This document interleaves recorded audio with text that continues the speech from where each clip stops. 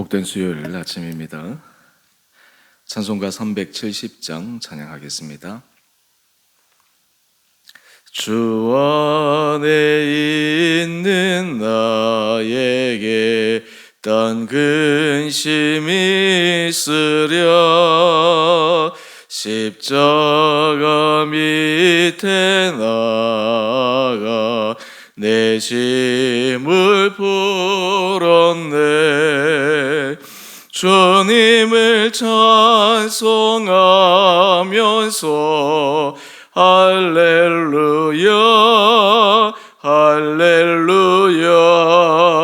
내 앞길 멀고 험해도 나 주님만 따라가리. 그 두려움이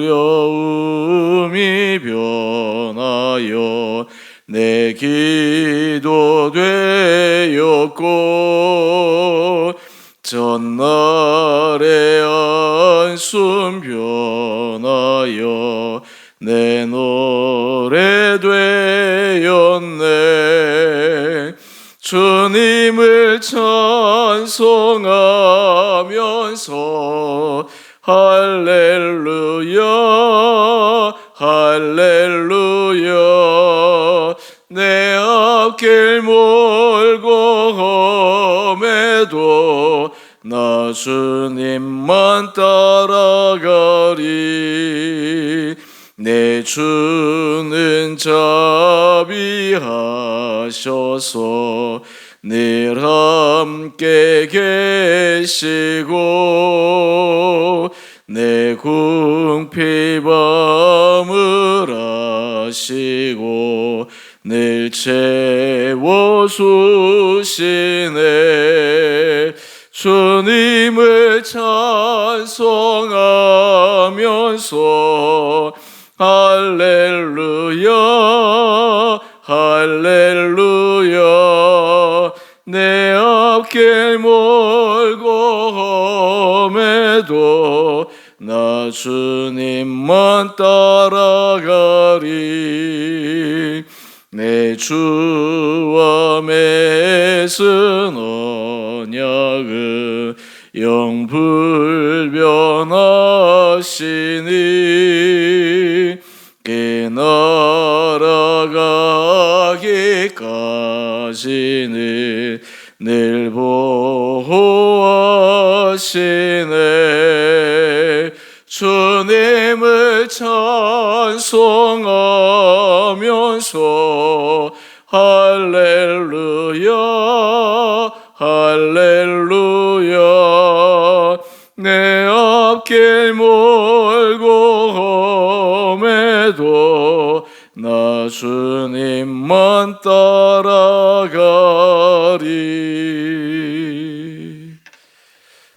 아멘.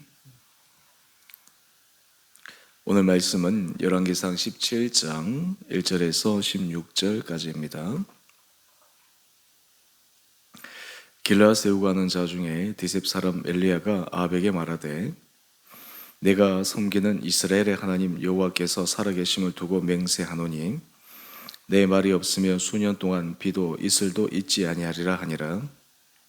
여호와의 말씀이 엘리야에게 임하여 이르시되 너는 여기서 떠나 동쪽으로 가서 요단 앞 그릿 시내가에 숨고 그 시내 물을 마시라.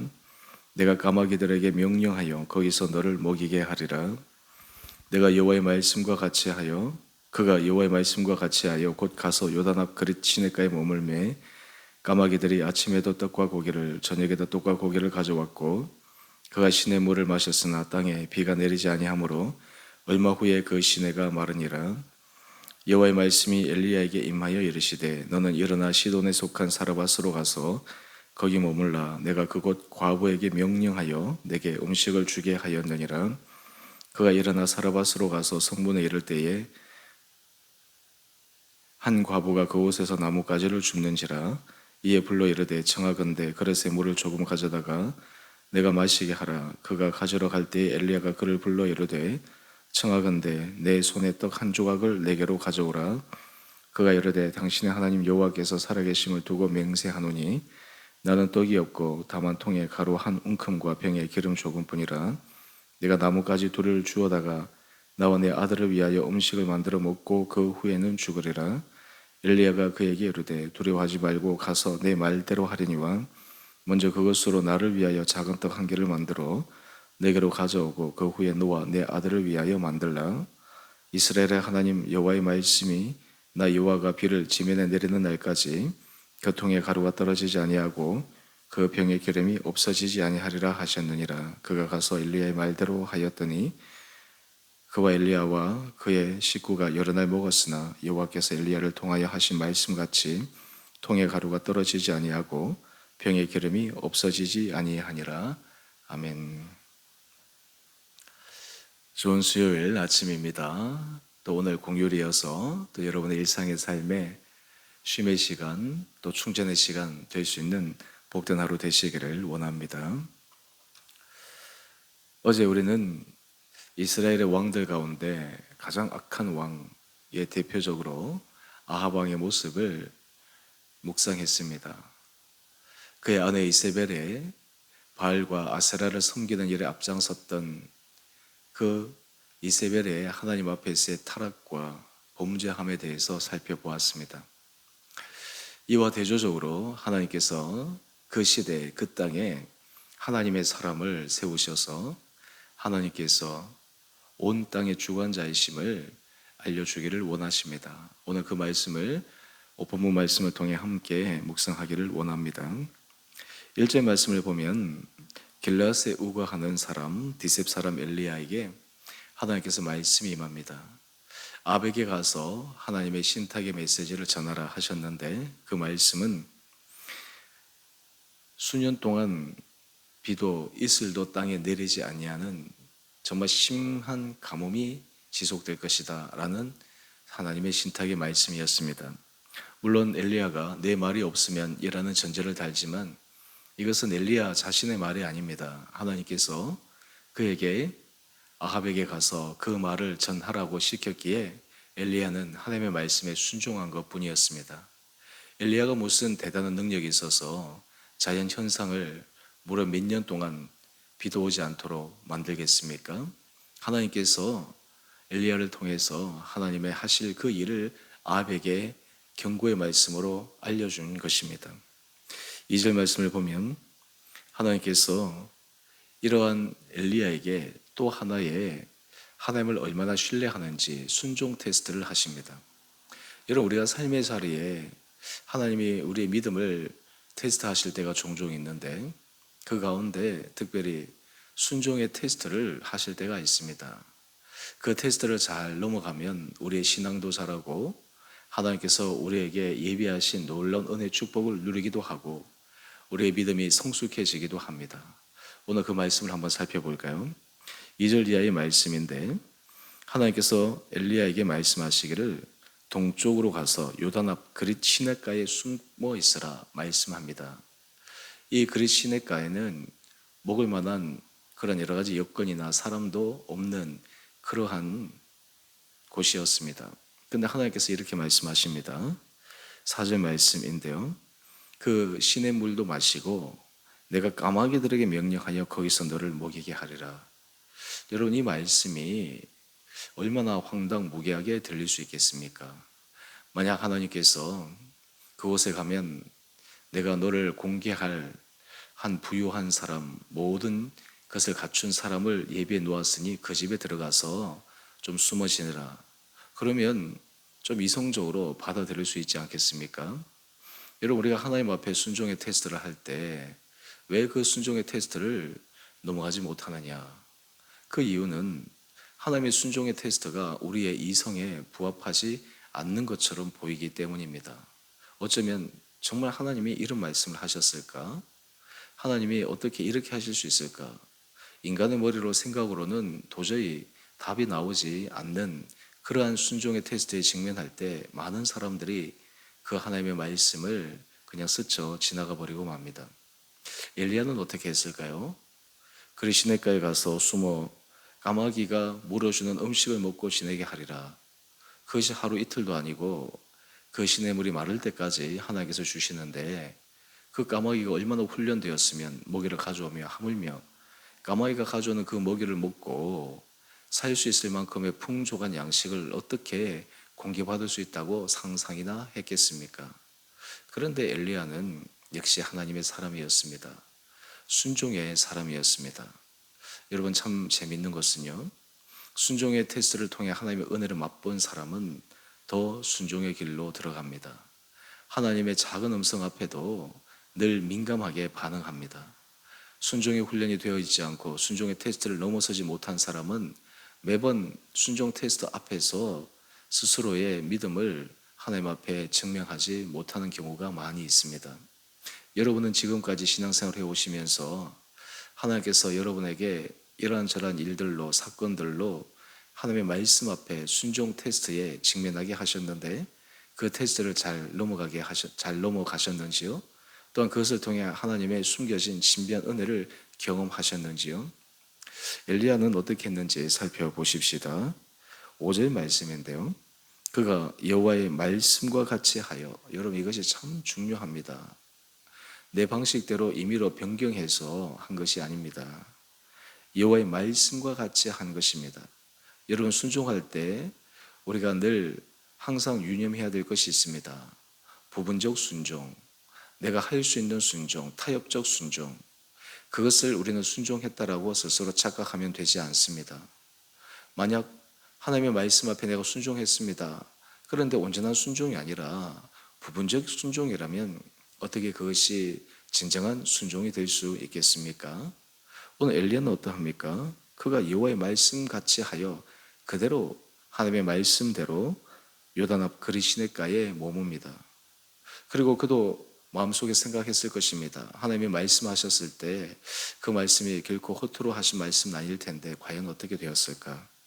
6절 말씀을 보면 까마귀가 아침에 떡과 고기를 가져옵니다. 너무나 신기한 일이지 않습니까? 정말 기적 같은 일입니다. 한 번은 일어날 수도 있는 일입니다. 그런데 저녁에도 떡과 고기를 가져왔습니다.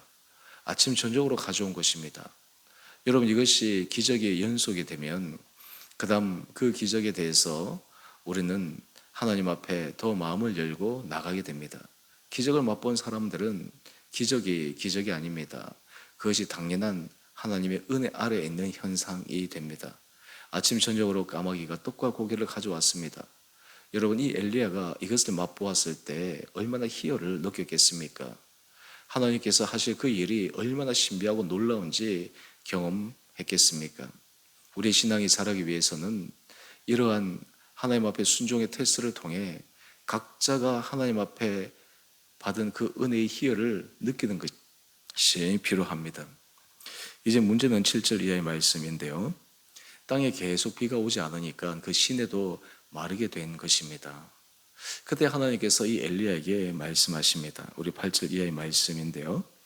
엘리야에게 시돈에 속한 사르밧으로 가서 거기서 내가 과부를 통해서 음식을 주겠으니 그 과부의 집에 들어가라. 여러분 엘리야는 까마귀를 통해 하나님께서 먹이신 것을 경험했기 때문에 이제 이 말씀도 의심 없이 순종하게 됩니다. 그런데 문제는 이 사르밧의 이 과부의 형편입니다. 이 과부가 넉넉한 그런 형편을 가진 사람이 아닙니다. 남을 공개할 만큼 여유가 있는 사람이 아닙니다. 우리 10절 이하의 말씀을 한번 볼까요? 사르밧으로 가서 한 과부를 만납니다. 그리고 그 과부를 보자 엘리야는 하나님께서 말씀하신 만나게 하신 과부구나라고 하는 것을 알아채게 됩니다. 그리고 과부에게 얘기합니다. 그릇에 물을 조금 가져다가 내가 마시게 하라. 그리고 올 때 떡 한 조각을 내게로 가져와라. 여러분 엘리야는 하나님께서 예비하신 사람이기에 당연히 그런 요청을 할 수 있을 줄로 생각했습니다. 그런데 이 과부의 말을 들어보면 참 너무나 딱한 사정에 처해 있음을 알 수 있습니다. 과부뿐만 아니라 엘리야 자신도 하나님의 말씀이 어떻게 이루어질까 의심을 품을 수 있는 상황입니다. 바로 그 말씀이 우리 12절 이하의 말씀인데요.